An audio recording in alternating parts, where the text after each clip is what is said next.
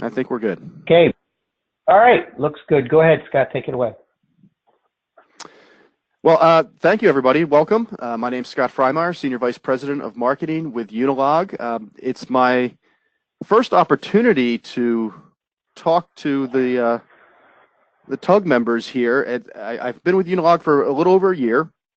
I'm happy to be on with you guys. Even though I've only been with Unilog for a year, though, I feel like I know this group pretty well. While I never worked at Infor, I was over at a competitor of Infor's for a while, Epicor. Before that, it was Profit 21 and Activant, names I'm sure many of you are probably familiar with in the ERP space. Some of you may have even considered some of those ERPs at one point before deciding on Infor. So anyway, I am excited to be here. We're going to talk about leveling up your digital commerce strategy and present to you a maturity model for where we typically serve, which is the mid-market B2B companies. I have a number of presenters that I'm going to introduce. Well, actually, I should say I have one other presenter I'm going to introduce because unfortunately one of them was not able to make it today. So my colleague Joe Bennett, who many of you probably know, he was at Infor for a while. He knows Gary and others personally and has for a long time. Joe is our Senior Vice President of Strategy. Unfortunately, Joe did have an unfortunate family emergency today. I told him not to worry about this. There are other more important things. And so he is not going to be able to join us, but he will be at the TUG Connects show in March in Orlando. So Gary, I'll go ahead and plug the TUG Connects as well for you. So come out, and you'll be able to see Joe there. He's going to give a presentation. I also have Bill Patton, our Vice President of Customer Engagement. Bill, I'll introduce in just a bit. He will be talking to you as well today. I just want to let you guys know, if you have any questions, please feel free to use the Q&A panel in your GoToWebinar panel on the right-hand side there. At any point, just go ahead and submit a question if something pops into your mind, and we will do our best to address those questions as we go. If not, we are going to have a Q&A at the end of this presentation, and we'll hit as many as we can. If we don't hit anything today, we'll be sure to follow up with you afterwards. Okay. I am going to say that there's going to be a lot of information shared during this presentation today. I'm not sure how most vendors, when they get on with this group, do their presentations, but this is not a hard sell for Unilog. We're not doing a demo of the e-commerce platform. We're here to talk to you about leveling up your e-commerce strategy, and there's a lot of data points and recent survey data I want to share with you guys. I don't expect you're going to be able to absorb all of it because we're going to try to cram it into a short time frame here. So we did make a handout available. If you look again in your GoToWebinar panel, there is a tab there or a bar for handouts. There's a PDF there. You can download that at any time and have that as a record of what we presented today, in addition to the recording, which I'm sure Gary will make available online. Okay, so what are we going to talk about today? Well, you can't talk about e-commerce nowadays without talking about Amazon Business, it seems. This is one of the elephants in the room, I guess, as most people would say, and we're going to address it a little bit, and I'm going to share some interesting survey data around Amazon Business and talk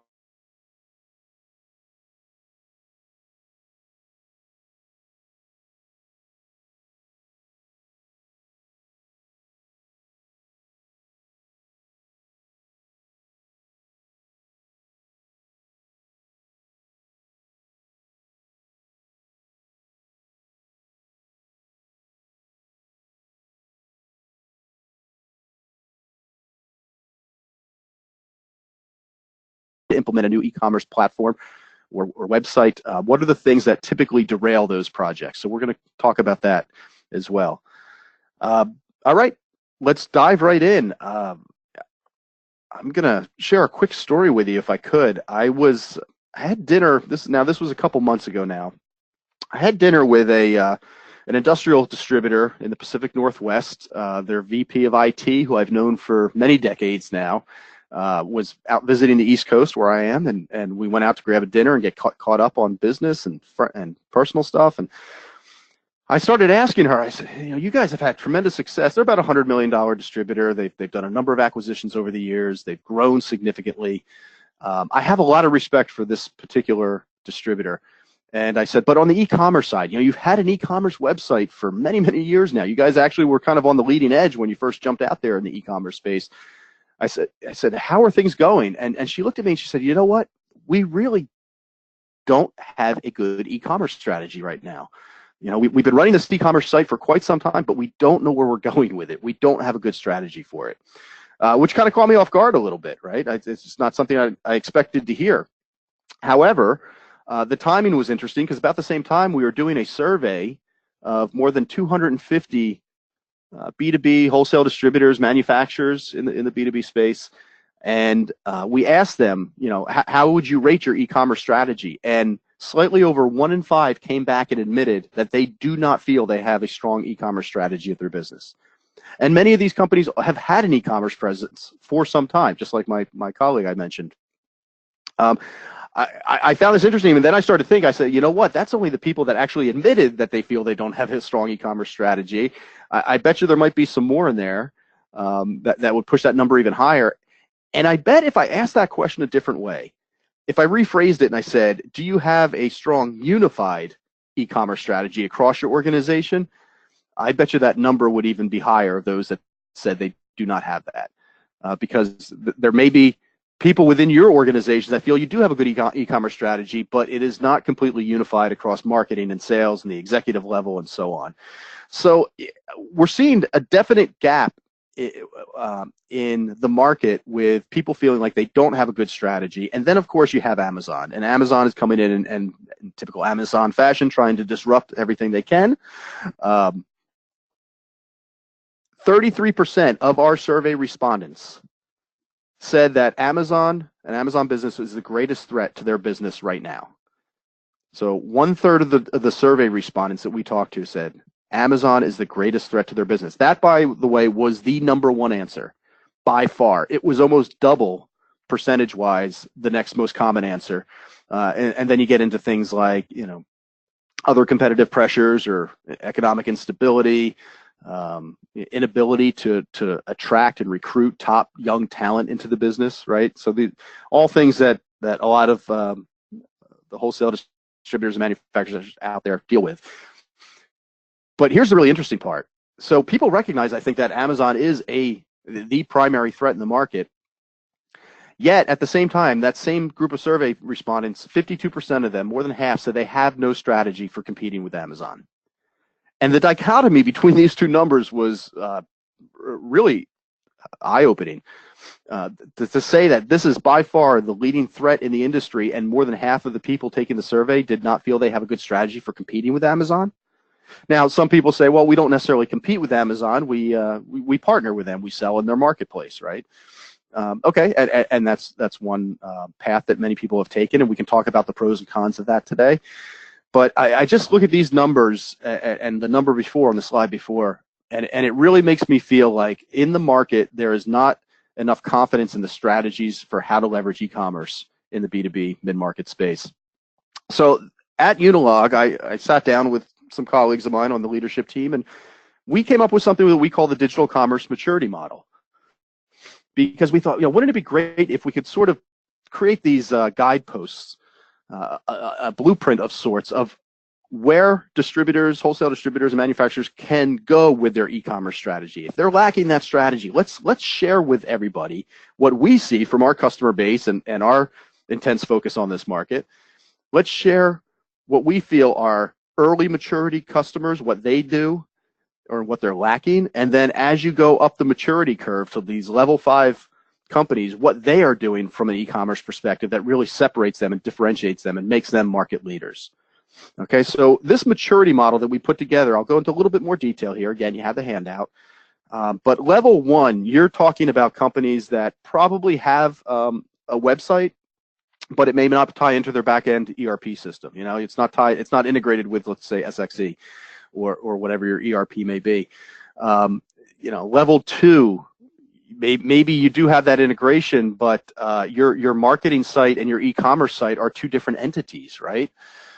You don't do a lot of personalization of the e-commerce experience on your site, and it goes all the way up through level 3, 4, 5, and then what makes level 5 unique, right? And the B2B leaders that we see are kind of at the high end of level 4, right? They're doing things that are really interesting with personalization, and they've kind of perfected that fine art of omni-channel, right? Of blending the digital e-commerce experience with the physical commerce experience.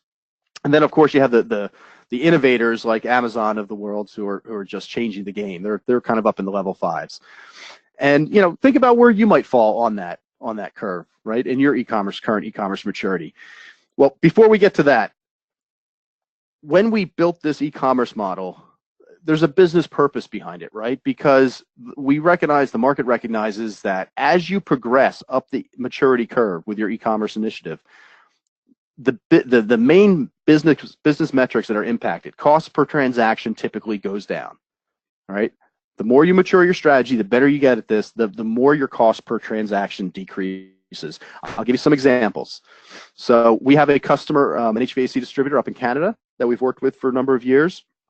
And they actually said that they figure they save roughly $2.50 for every line that a customer enters online rather than through one of their salespeople, because it's just not as high of a touch, right? There's no phone call coming in. You're not taking up somebody's time.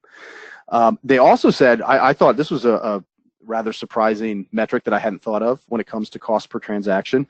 They said their product returns are 1/12 online as what they are if somebody calls in an order via the phone. Okay, 1/12 of the return rate for orders placed online versus the phone. And they also said that their order size is anywhere from 25 to 30% greater online than via other means, probably because their site does a really good job of recommending, upsell opportunities.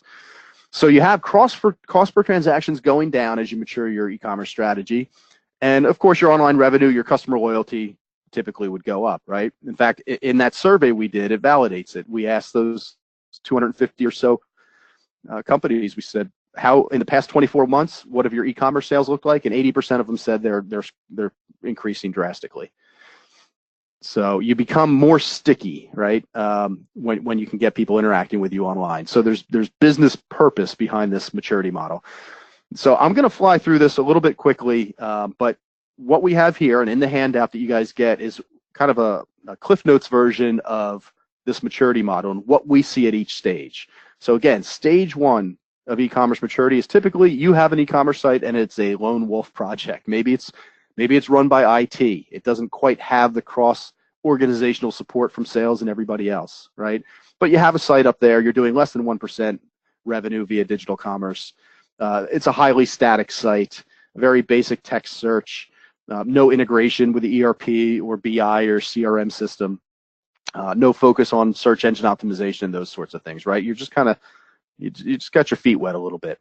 Stage 2 or level 2 of the maturity model, you might be seeing up to 5% of your revenues coming via online now. Okay, and you have that integration with your ERP.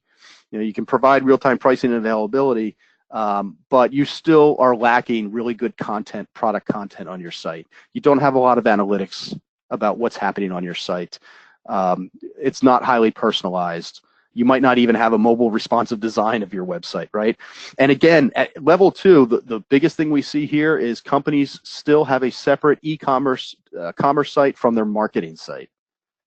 And that's understandable. I think when you think about your businesses, you often have, the marketing folk who, like myself, I could appreciate this. That, they have a very set objectives as far as what they want to achieve online from a branding and marketing standpoint.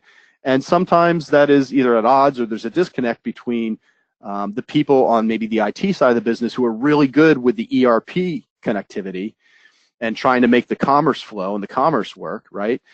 So sometimes those sites remain separate. And we certainly believe that if you were to get to a level 3 maturity, you have to bring the marketing and e-commerce sites together into one site. When you get up to, so then you have level 3, right? And a lot of other things here, right? You can influence SEO better. You have, you can track activity by authenticated user. You have automatic product recommendations, like all these things that are driving now a much higher percent of your digital commerce. Anywhere maybe up to 5 to 10, 20% of your revenues are coming via digital commerce, and that's not including EDI, by the way. Okay, we're keeping that separate. When you get up to level 4, you're doing things which much more analytically focused. You have machine learning search. You have all these dynamic rules, and I'm not going to get into the details, but eventually you get up to level 5, and you have that true kind of omni-channel commerce, right? Think of the Grangers of the world who are doing a really good job of blending the physical and digital buying experience. And you might have, greater than 40% of your revenues now coming in via online. So there's a path there, right? And again, we wanted to put this together to help people understand what is possible, what other people in the market are doing, and what you can aspire to from an e-commerce perspective. Now, I'm going to go back to the overall maturity model curve here, because there's a few very important points that I've talked to my colleagues about, and I want to make sure I stress to you guys. The first is, and I'm going to talk about this in a little bit, it's not just technology capability that gets you from one level to the next. It's also the people and the processes at your organization. So keep that in mind. We're not just talking about just because you have a feature or a capability, suddenly you are a level 3 or level 4, e-commerce organization. It has a lot to do with the people and the processes. That said, the people, the processes, and the technology that would make you a level 3 or level 4 organization today, a year or two from now, might only make you a level 1 or level 2 organization. This is a constantly moving target. Every year, if you're just kind of sitting still at level 3, compared to the rest of the market, you're going to start sliding back on that curve a little bit. And maybe a year or two from now, you're going to be what we'd consider a level 2 maturity company, right? And by the way, when I say level 1, level 2, nobody is completely in one of these silos. There are organizations that do some things, in certain aspects they do really well, that would maybe make them a level 3 or level 4 maturity, but in other regards, they may be a little bit behind in a level 1 or level 2 maturity level. So you kind of look at an average over all of your initiatives and your capabilities there. But it does, if you stay still and you're not keeping your feet moving forward, you'll find yourself sliding back down that slope. It also becomes increasingly hard to achieve the next level of maturity at each stage. So going from level 1 to level 2 is not nearly as difficult as going from level 4 to level 5. It can be a really hard jump to make for a lot of the companies that we see. Okay?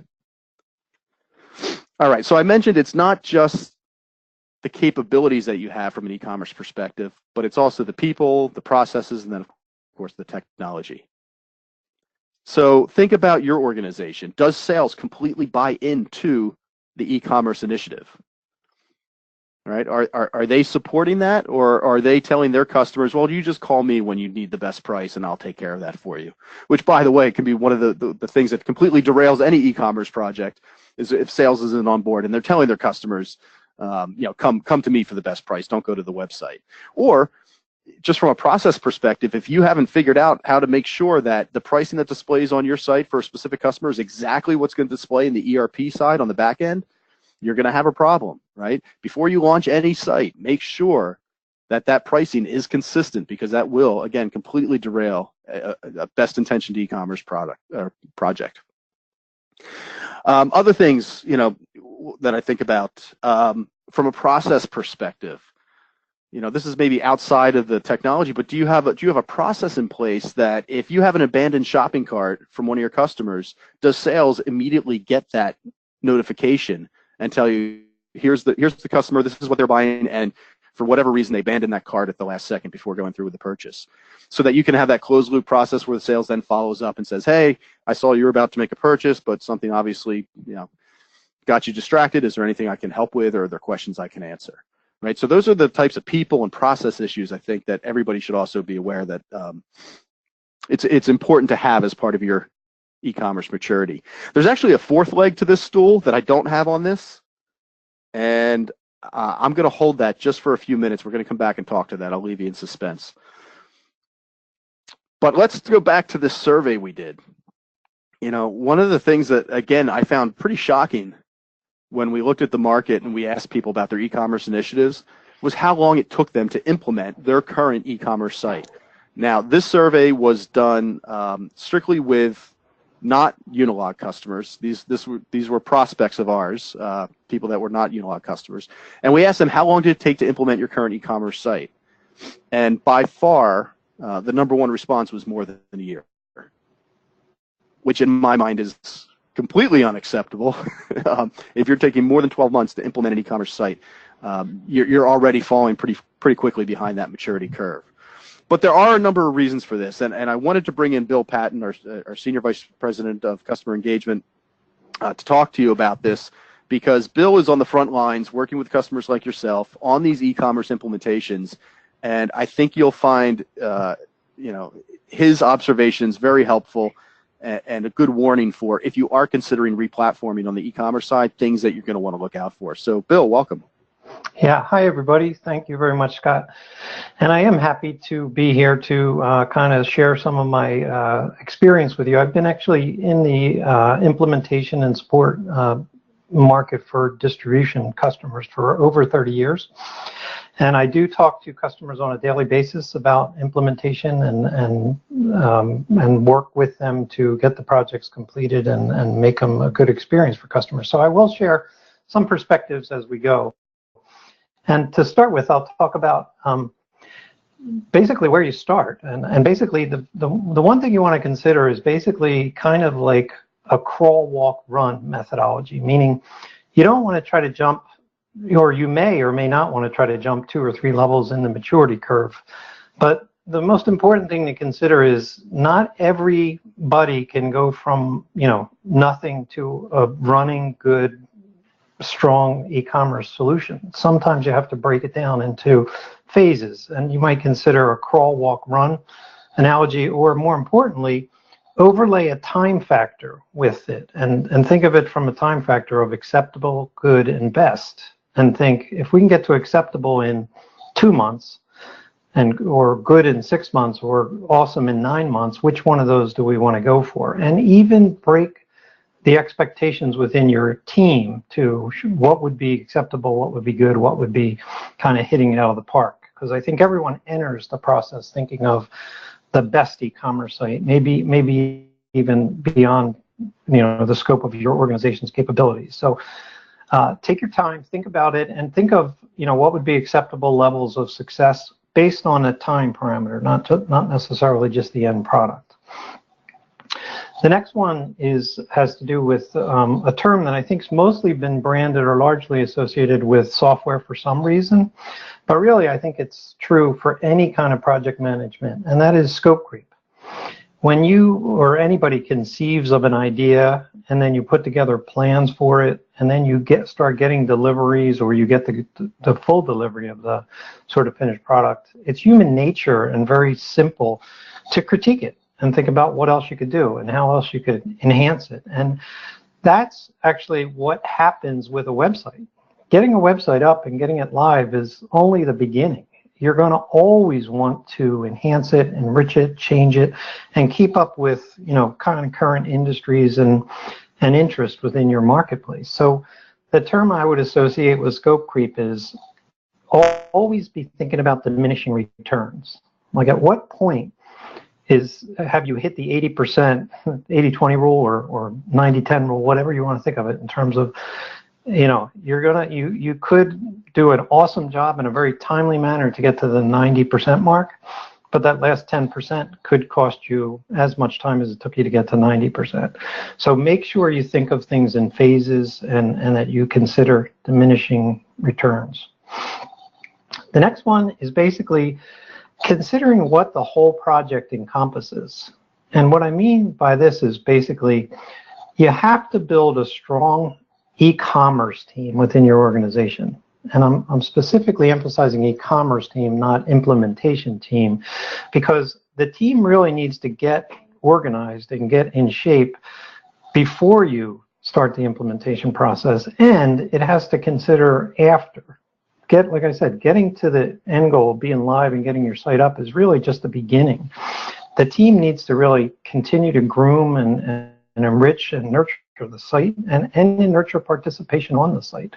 So make sure you set the expectations with the team that their job's not just to get a website up, it's to get a website into our marketplace that's successful and leveraged by our customers.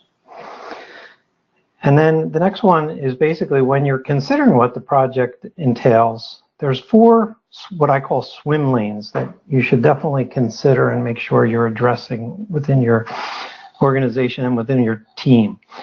First off is the APIs. the connectivity to the system. You know, obviously with Infor, we've done many customers. We're very familiar with the APIs. We've integrated them in various ways for different customers. But again, you need to have the APIs. The APIs need to be up and running and configured on your software, and you can't be in a transition with your ERP site. And then if it, in this case with Unilog anyway, we certainly can easily integrate with the Infor APIs. The next swim lane is content. Getting rich digital content that represents a good value to your customers, so they're able to make buying decisions online. They're able to gather information unassisted, and ultimately the products, the rich content that reflects what's available in your system and you can ship and meet their service levels is very important. Next up, obviously, is design. Most people, I think, initially think of design when they think of a website, like what's it going to look like, what's going to feel like, what's the colors, what's the branding and all that. And that's very, very important, of course, but it's really just one component. And then the last swim lane to be working on and conscious of is just the e-commerce experience, the shopping experience, the registration experience, the account information experience, the customer service components of the website. So if you're focused on all four of those swim lanes and have the team, you know, engaged on all four of them, you're going to do a lot better than someone who's heavy on one or the other. A lot of times, a website might come in sort of being driven by the marketing team, which is obviously going to be heavy on design and maybe static content, and blogs and such not. But the plumbing and certainly the content of what comes up is absolutely critical. The next one, obviously, is the one that I would say most of the projects sort of, if a project's gone bad, it's usually for lack of executive sponsorship or lack of executive awareness. And what I mean by that is, if you, typically we don't have or oftentimes we don't have executives on the implementation or the core team.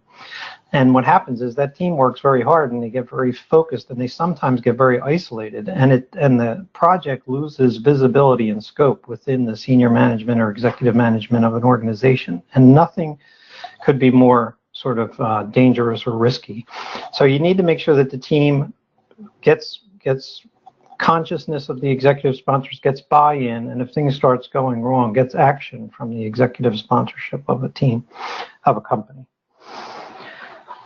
Next, basically, is that it takes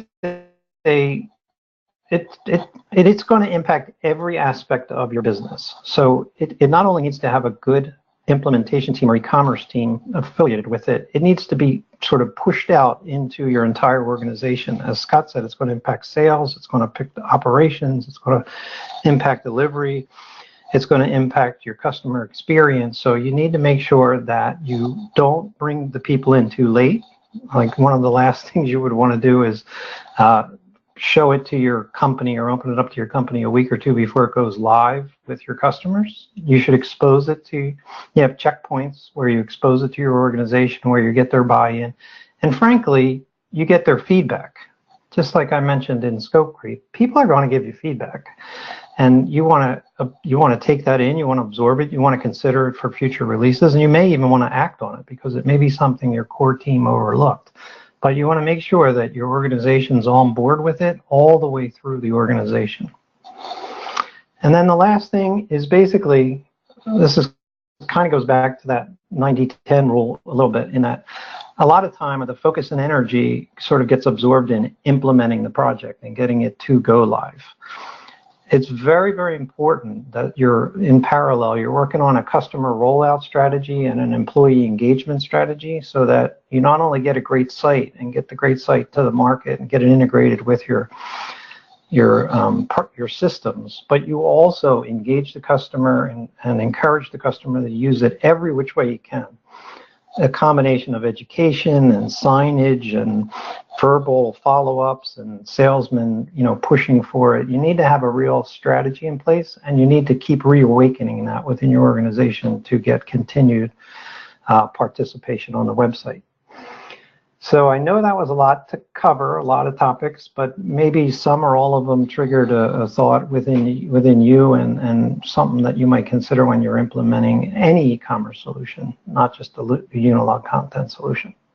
Great, Bill. Thanks, and I appreciate your perspective, and certainly to some of those points. Right, if your web strategy is not at the forefront of your executive goals on a quarterly basis, that's probably a miss, right? The way that you're going to get traction with this is to make sure that at every level of the organization, as Bill said, there's sponsorship and involvement and understanding of what you're trying to achieve. So I appreciate that, Bill. Speaking of strategy, so let's just go back to this Amazon business topic real quick, because for a lot of the companies that we surveyed, and a lot of companies we talk to and our customers, they're wrestling with this, right? Do I push back against Amazon, or do I try to play nicely with them and use their marketplace as an extension of my channel? And that's not something that we can advise one way or the other. It's really up to what you want to do, what you're trying to achieve as a business. I will say that there are near and long-term benefits and risks to partnering with Amazon, and I've spoken with people who have worked at Amazon in the Amazon business, and they've made it very clear that the one thing that if you choose to partner with Amazon, the one thing that you're going to relinquish to them is your customer data, right? Amazon wants that data. They have a data lake of information that they're building about the market, and right now you guys have, whether you think about customer order history as strategic data or not, it is, right? Because Amazon does not have that on your customers yet, I would assume. But if you choose to sell through their marketplace, you are letting them handle that interaction and collect that data on order history, which is a strategic differentiator for you. It is a way that you can fend off Amazon today, right? So just be aware of that, because that is you may not want to lose that benefit, but you may choose that. Hey, listen, our goal is eventually to partner with Amazon, and we're not worried about that losing that kind of point of sale information, and we just want to be a fulfillment on that channel. And if that's your goal, that's great. Either way, whatever you decide to do, what I'd recommend is that figure out where you think you're going to be 3 to 5 years from now, and then put an e-commerce strategy in place that works backwards from that. So let's go back to the maturity model for a second. This is why maturity models are great, because in our case, we're talking about a maturity model for just the market in general, and where the leaders and the innovators are. But you could look at this from, hey, our maturity model for our specific organization is we just want to know where we're going to be in 5 years. Let's determine what we think we can be, and then work backwards to build a model that gets us there. So in year 1, 2, 3, 4, we know what we're going to be doing to move closer to that goal. We're not just making decisions and doing things in the e-commerce space for the sake of doing them, or for this, just to keep up with competitive pressures because we feel like everybody else is doing it too, right? What is our strategy long term, and how can we work towards that, and use your own maturity model to get there? Okay, and by the way, Amazon, I will say, make no mistake about it, Amazon is coming for your business. That is clear. They are absolutely, and our CEO, Suchit Pachali, if you've seen any of his articles, he's written in Supply House Times and MDM and other trade publications, and he's been pretty vocal about this to the point where he actually feels that, acquisition of Grainger or somebody like that is imminent in the next 18 months or so. And so you really need to start thinking, if you haven't already, start thinking seriously now about that strategy and where you want to play with Amazon in the market, or what you're trying to carve out as your own, and then work towards that from an e-commerce perspective. Okay. Now I mentioned that there was a fourth dimension. This maturity model. It's built around technology, people, process. But there's a fourth leg of the stool, and that is your content. And Bill Patton touched on this briefly. The product content, the product data that's on your site. When people search your site and they get a results page and they go to the product detail page, what is the content they're seeing? We firmly believe at Unilog that commerce plus content is what equals success for you in the digital commerce space.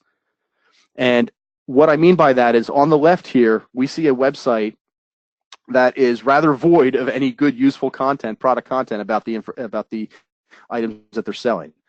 On the right-hand side, and I know it's hard to read, but you kind of get the sense of how robust and complete all the specs and attributes and marketing written descriptions and SEO optimized marketing descriptions, multiple images, right? Maybe some videos, all this great product content that is critical to your online success, because that's what your shoppers are, that's what your buyers are coming for on your site, right? They're looking for information.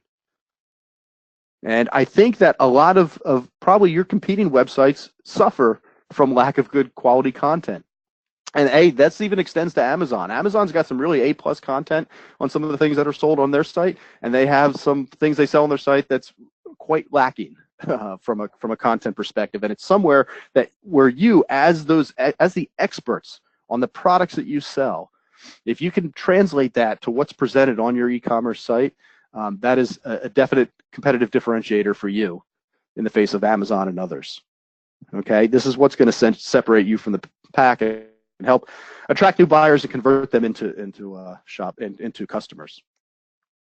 All right, so don't lose sight of the content. I talked to one of our customers, Grant Mavold at Mark Supply. He said that many distributors he speaks with, they focus 95%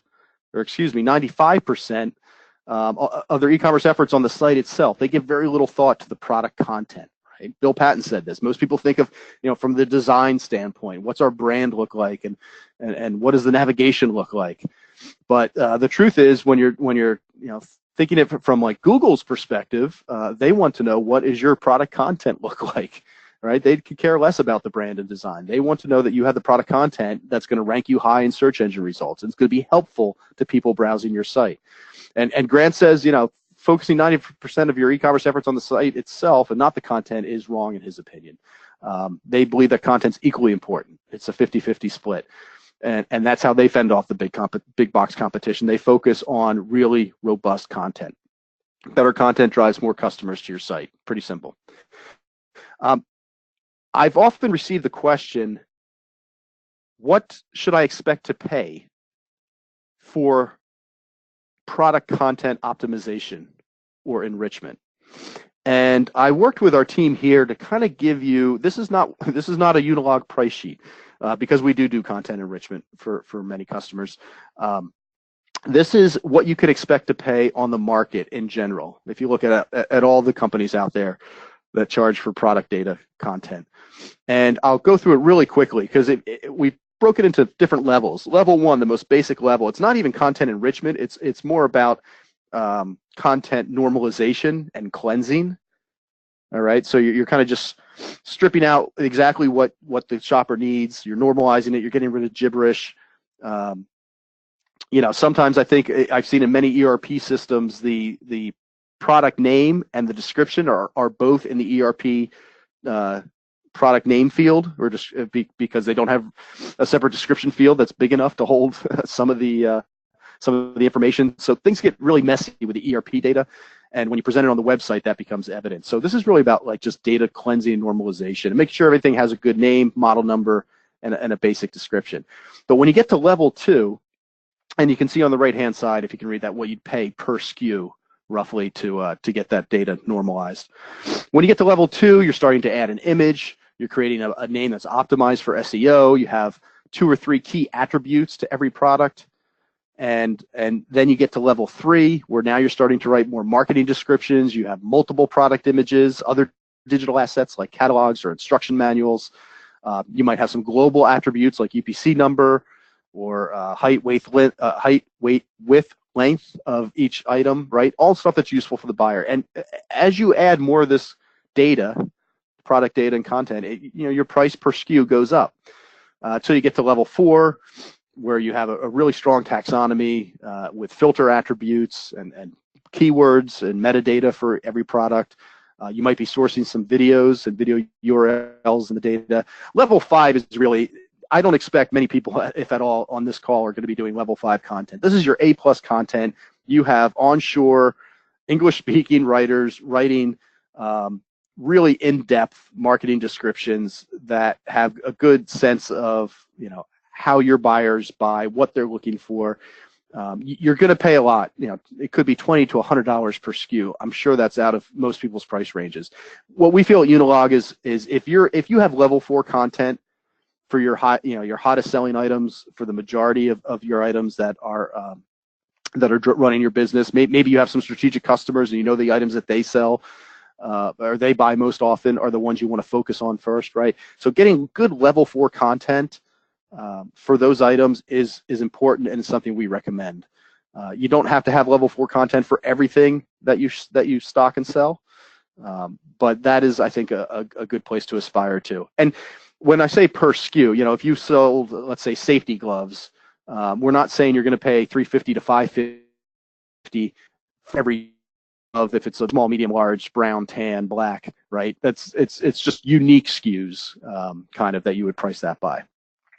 So I hope that guide is helpful because, again, we get that question a lot, and people often want to know what should I expect to pay in the market. So this is something that should be able to point you in the right direction and set expectations properly. But content is critically important. And then finally, let's just look at, again, going back to our survey, and I think Kane, you might have asked, I saw Kane chatted in a question, how many people we did survey. If I didn't say before, it was about 250 B2B companies, mostly wholesale distributors, some manufacturers and retailers. But what they said they need 3 years from now, what's going to drive their e-commerce success 3 years from now, the number one response, the most common response was personalization of the commerce experience. And again, if we think about our maturity model, personalization is something that comes in around level 4 and level 5. You're really good at like hyper personalization, individual landing pages per customer. But that is something that I think most people in this market recognize. This is going to be in my dollars going forward because that is a capability I need to win in the next few years. Somewhat surprisingly, Internet of Things, IoT, came back as the number 2 response of what distributors say they need 3 years from now. So, I think IoT is starting to move out of the hype cycle phase and a little bit more into practicality as distributors wrestle with, okay, how can I monetize the data that's collected from these sensors that manufacturers are building into their products nowadays, right? And working out that relationship with your manufacturers and suppliers about who's going to control that and own that data and how you're going to be able to gather incremental revenue from that. So IoT is something to be thinking seriously about. Connectivity with online marketplaces such as Amazon or others came back pretty strong. So if you're wondering where other companies are looking at investing right now in their e-commerce initiatives in the next few years, I think this is a good guide. All right. So I presented a lot of information here. We've been going on for a while, but I hope some of that was useful for you guys just to understand our perspective on e-commerce and some of the things that are going on in the market.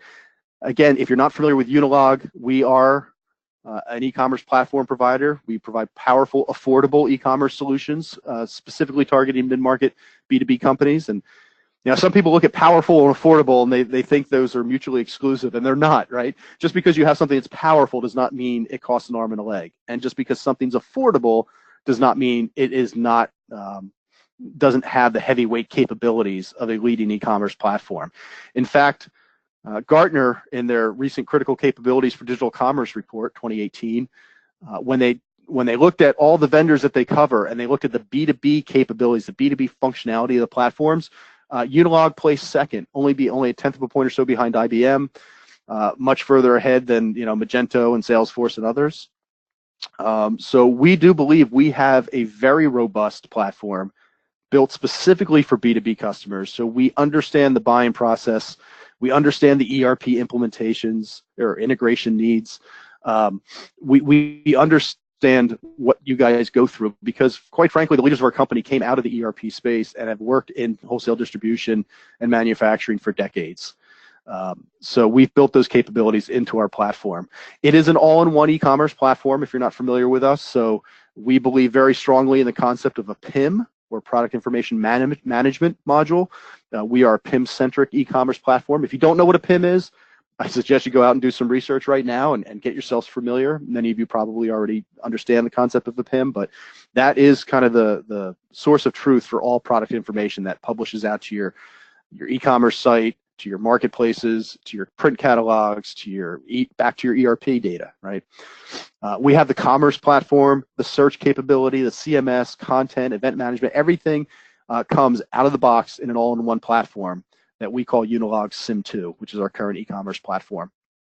SIM2 has very strong user roles and permissions and workflows on the back end, and then of course it publishes out to your e-commerce site, and that is mobile responsive. We have native mobile apps we deliver for our customers as well. Doesn't matter if you're on a tablet, a desktop, however, we have the presentation layer taken care of. And then we tie very strongly into this open API ecosystem. So if you're talking to SX.e, or you're talking to an Epicor ERP or Oracle or whatever, we've done so many ERP integrations, integrations with payment gateways, shipping and delivering platforms. So we do play openly in the API space, and because all those things I think are required integrations with your CRM, your business intelligence, and so on in order to have a successful e-commerce strategy. And then finally, I'll just say, there's one quote from an Infor customer, Hill and Marks, who's also a Unilog customer. The testimonial here that in the first year on the Unilog platform, Mike Powers said that he saw a 30% increase in web revenue. I don't put this up there to toot our horn at Unilog to say, hey, look how great we were. Hill and Marks brought Unilog and they're having tremendous success. I put this up here because I like personally and the work they've put into this. And Mike and his team, they're a company that really understands that it's not just the technology, but it's the people and the processes that you put in place and the focus on content, right? All those things complement each other and are necessary to have a good, successful e-commerce strategy. So that's certainly, many of you probably know Mike, and if you ever get to hear him talk or get a chance to sit down with him, please do, because he's really one of our leading customers, and he's doing a great job on the e-commerce front. Okay, at this point, thank you, Gary. We've been going on for a while. If there's any questions that you guys have that you'd like us to address, we'd be happy to. Just go ahead. Yeah, I don't see any hands raised. This is a good time to type in a question. I don't see any hand raised right now, Scott. So if you want to just hang out for a couple more seconds, I think that we might just be able to wrap this up. Sure. I'd be happy to hold on there. This is Gloria. There's one typed question. Someone requested to know how many people were actually surveyed at that comment you made in the initial part of the program. Yes, it was about 250. 250, mostly wholesale distributors. I say 80% of them were wholesalers or distributors. A small percent manufacturers, maybe some kind of quasi-distributor retailers in there as well. And that survey data was from earlier this year. We conducted that survey over the summer. And did you mention the document that they can download? Yes, I did. So the handout, again, if you want to copy these slides and the data on the slides for reference, if you look in the GoToWebinar panel, there's a handout tab, and you'll find a PDF in there that you can download. So we'll leave the webinar open for a few more seconds if anybody wants to grab that file real fast. It's a pretty quick download. Okay, I did get a question from somebody that says, if you already have an e-commerce platform, what other services does Unilog offer that could supplement?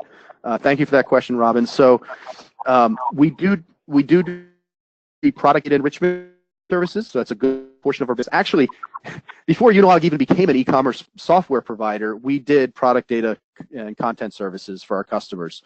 So we've helped build catalogs for people like Grainger and Lowe's and others, and we've helped a lot of people in the mid-market as well.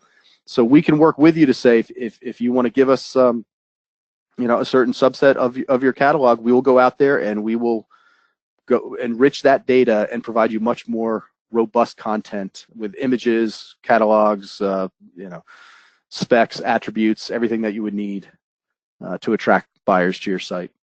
So thanks for that question.